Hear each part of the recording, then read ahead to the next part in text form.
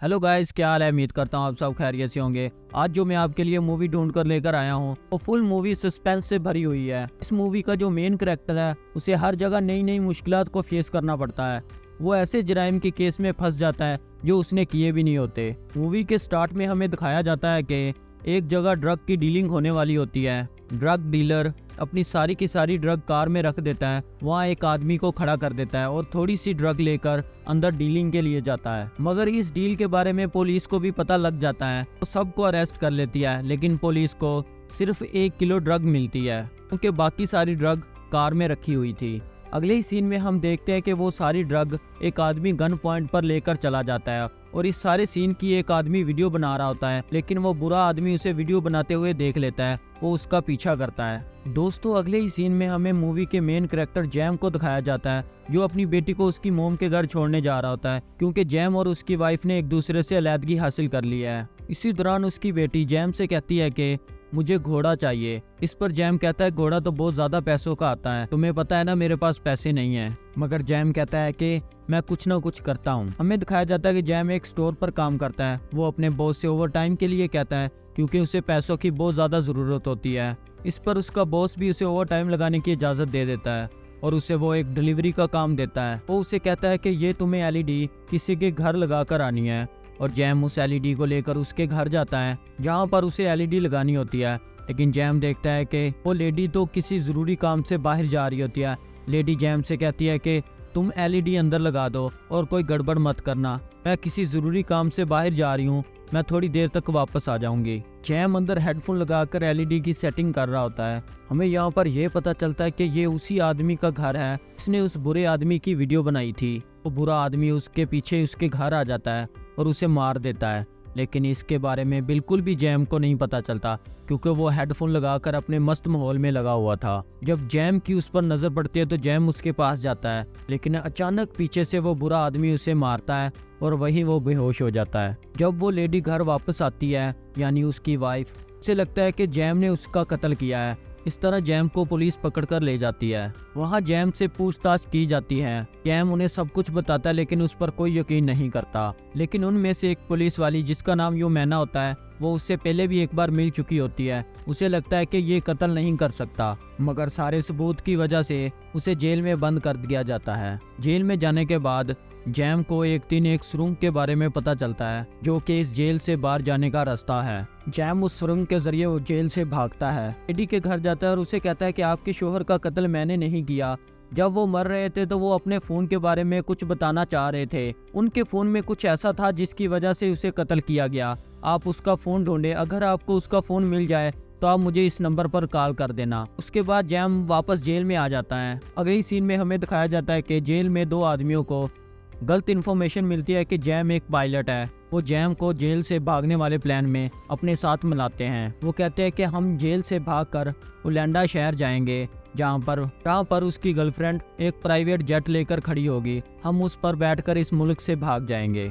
Jam मान तो जाता है लेकिन जैम को जहाज उड़ाना नहीं आता। दूसरी तरफ हम देखते हैं कि उस लेडी को वो फोन मिल जाता है, लेकिन उसी दौरान उसके घर एक पुलिस वाली जिसका नाम हेलेना होता है उससे उस फोन के बारे में पूछताछ करने आती है। लेकिन वो लेडी फोन के बारे में हेलेना को कुछ नहीं बताती। लेकिन इसी दौरान वो फोन एलईडी से कनेक्ट हो जाता है और वो लेडी देख लेती है कि उसके शोहर ने जिसकी वीडियो बनाई थी वो पुलिस वाली हेलेना ही है, यानी वो पुलिस वाली हेलेना ही है जिसने उसके शोहर का कत्ल किया है। वो लेडी फौरन जैम को कॉल करती है। उसे कहती है कि वो फोन मिल गया और मुझे पता चल गया है कि उसका कत्ल किसने किया है। वो उसे एक जगह बताती है कि जहाँ पर वो आकर उससे फोन ले सकता है।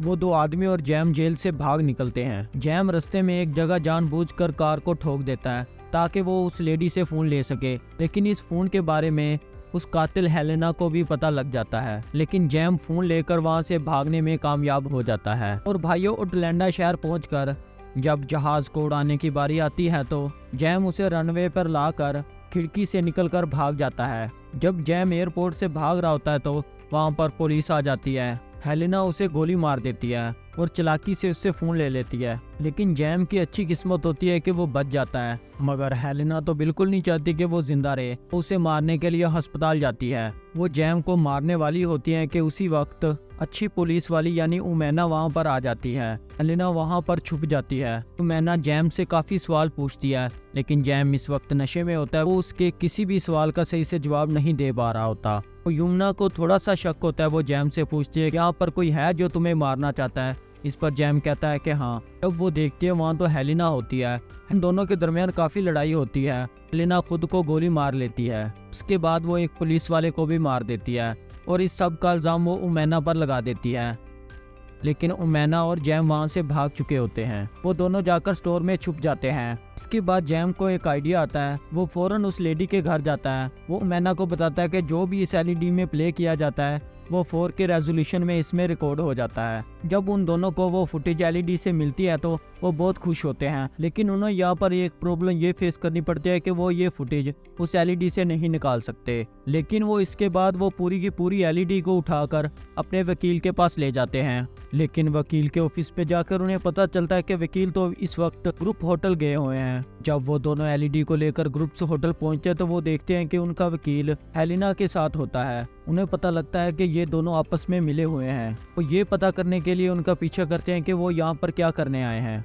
वो उनका पीछा करते हुए उनके रूम तक जाते हैं। वहाँ पर जाकर उन्हें पता चलता है कि ये दोनों ड्रग की डीलिंग के लिए आए हुए हैं। इसके बाद उमैना और जैम पुलिस को कॉल कर देते हैं। क्योंकि हेलेना भी पुलिस में होती है तो उसे भी पता चल जाता है कि पुलिस ग्रुप्स होटल आने वाली है। वो पुलिस को भटकाने की पूरी कोशिश करती है, लेकिन वो इसमें कामयाब नहीं हो पाती। इसके बाद उमैना और जैम देखते हैं कि पुलिस के सीनियर जोसेफ आ रहे होते हैं। जब वो ये फुटेज दिखाने के लिए जोसेफ के पास जा रहे होते हैं तो वो रास्ते में ही जैम जिस आदमी के साथ भागा था वो वहाँ पर आ जाता है और एलईडी को गोली मार देता है। लेकिन उसी वक्त वहाँ पर पुलिस के आने की वजह से जैम वहाँ से भागने में कामयाब हो जाता है, मगर उमैना को पकड़ लिया जाता है। उमैना जोसेफ से कहती है कि उसने कुछ नहीं किया, ये सब कुछ हेलेना ने किया है, मगर उस पर कोई यकीन नहीं करता। लेकिन जैम वो टूटी हुई एलसीडी लेकर उस रूम में जाता है जिसमें पूरे ग्रुप्स होटल की स्क्रीन को कंट्रोल किया जाता है। वो एलईडी में मौजूद फुटेज को होटल में मौजूद सारी स्क्रीन पर चला देता है, जिससे जोसेफ उस फुटेज को देख लेता है और उसे पता चल जाता है कि हेलेना ही वो कातिल है जिसे हम ढूंढ रहे हैं। ये सब कुछ हेलेना ने किया है। इसके बाद हेलेना को पकड़ लिया जाता है। अब इसके बाद उमैना और जेम्स पर कोई भी केस नहीं होता। इसके बाद जेम्स आजाद हो जाता है। लास्ट सीन में हम जेम्स की बेटी को देखते हैं